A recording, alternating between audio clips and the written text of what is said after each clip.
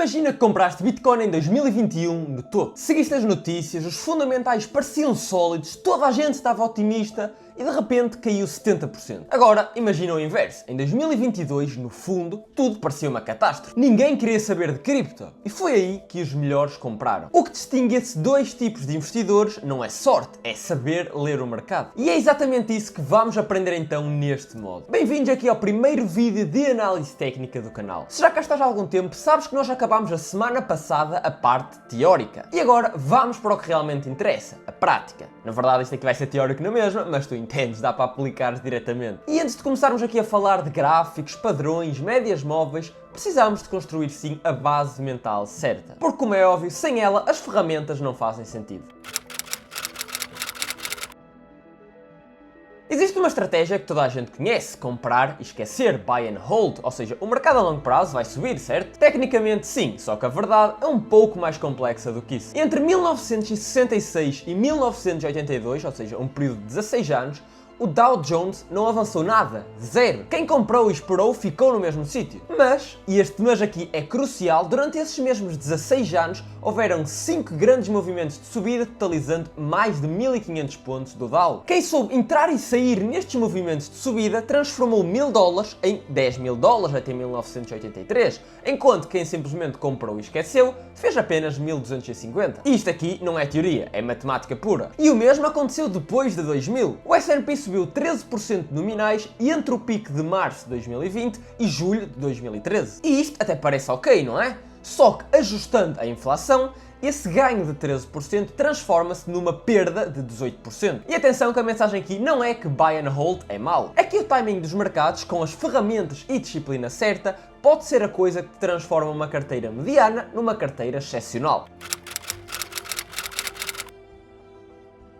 Então, o que é exatamente análise técnica? A definição mais honesta que eu conheço é esta. É a arte de identificar mudanças de tendência numa fase inicial e manter uma posição enquanto o peso das evidências não indicar que essa tendência reverteu. Para numa palavra nesta definição, arte. Existe um debate antigo entre analistas sobre se análise técnica é arte ou ciência. A resposta mais inteligente e com a qual eu concordo é que é uma arte que utiliza sim alguns indicadores derivados cientificamente. Ou seja, não é aleatório, não é um feeling, mas também não há uma fórmula matemática que funcione sempre. O princípio mais importante que vais ouvir ao longo deste módulo e que eu quero que tu memorizes é este aqui. Análise técnica lida com probabilidades, nunca com certezas. Quem te disser que tem um sistema infalível está a mentir. O que podemos fazer, e fazemos bem, é colocar as probabilidades do nosso lado de uma forma consistente.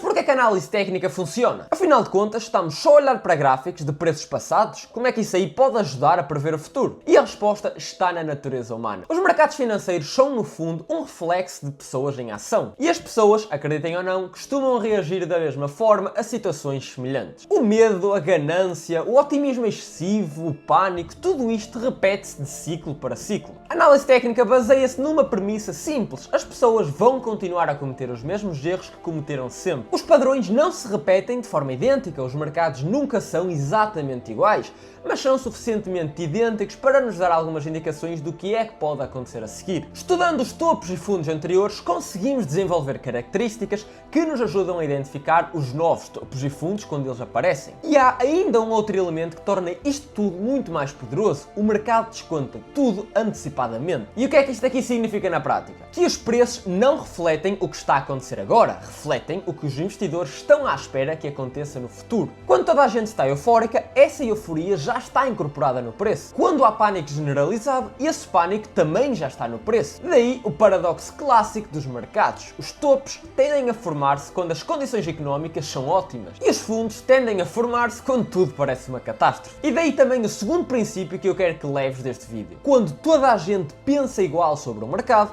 isso já está refletido no preço. Se toda a gente é bullish e está a falar de subidas, provavelmente o preço já subiu. Se toda a gente está em pânico, pode ser a oportunidade. E isto não é ser só do contra por princípio, é a mecânica do sistema.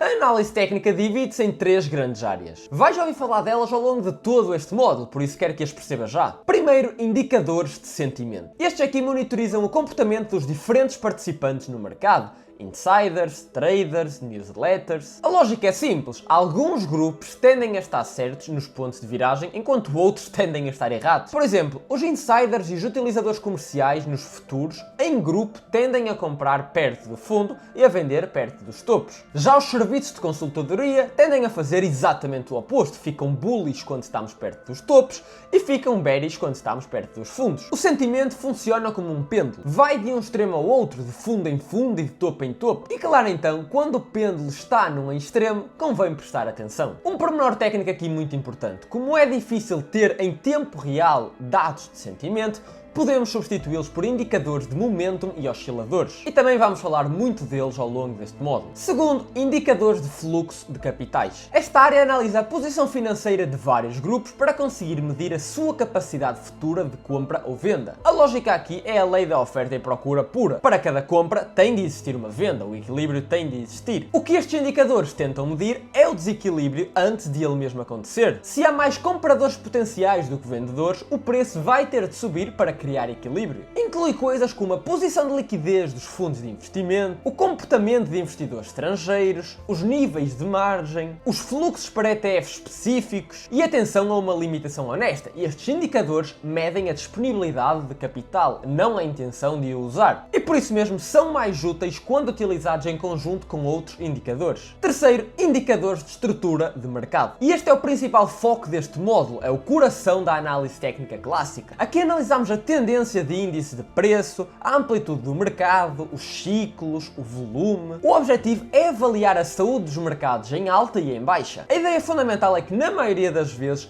preço, momentum e volume sobem e descem em conjunto, mas perto do fim de um movimento começam a divergir. E essa divergência é um sinal de alerta, é aí que os analistas ficam em estado de alerta máximo.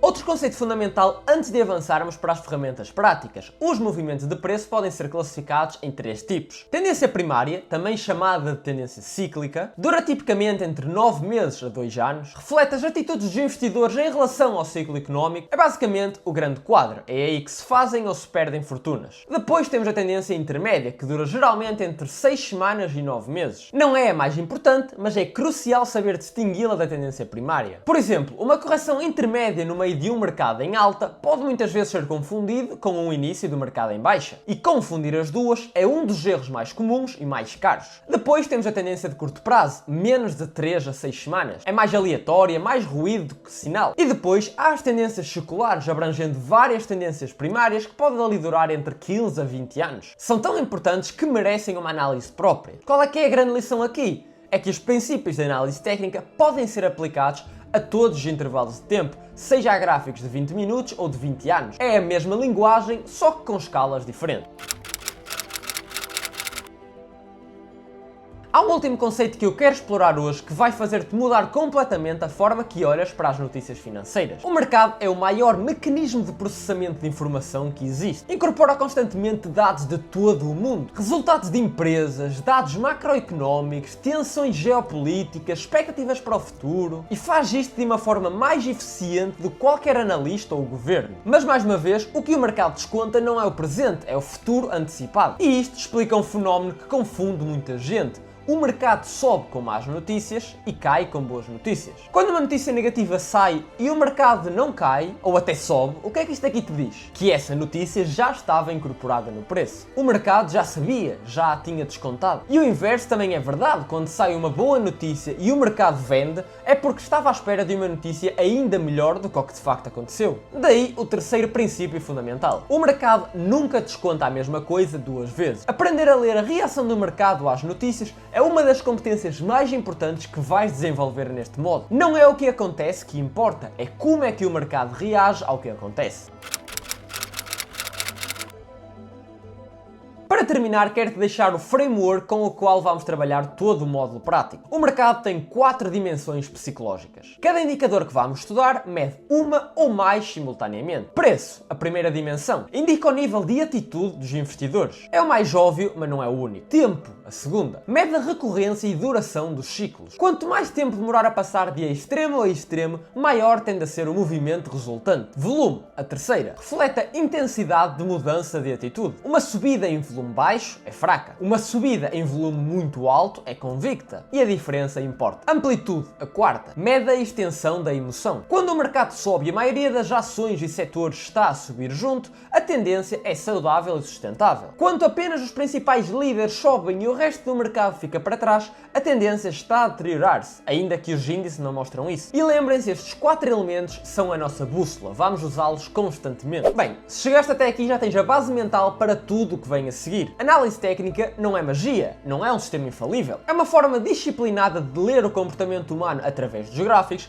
e de tomar decisões com as probabilidades do teu lado. Nos próximos vídeos vamos entrar nas ferramentas concretas, padrões de preço, linhas de tendência, momentum e muito mais. Tudo ancorado em gráficos reais. E portanto, se tu estás ansioso para o resto deste módulo, deixa já aí o teu like e se ainda não segues o canal, segue para não perderes os próximos updates. E claro, se ainda não és membro premium da Phoenix, tens o link aí no primeiro comentário fixado e na descrição do vídeo. E se este vídeo te fez pensar, partilha isto com algum amigo teu que anda aí nos mercados sem saber o que é que anda a fazer. Até à próxima.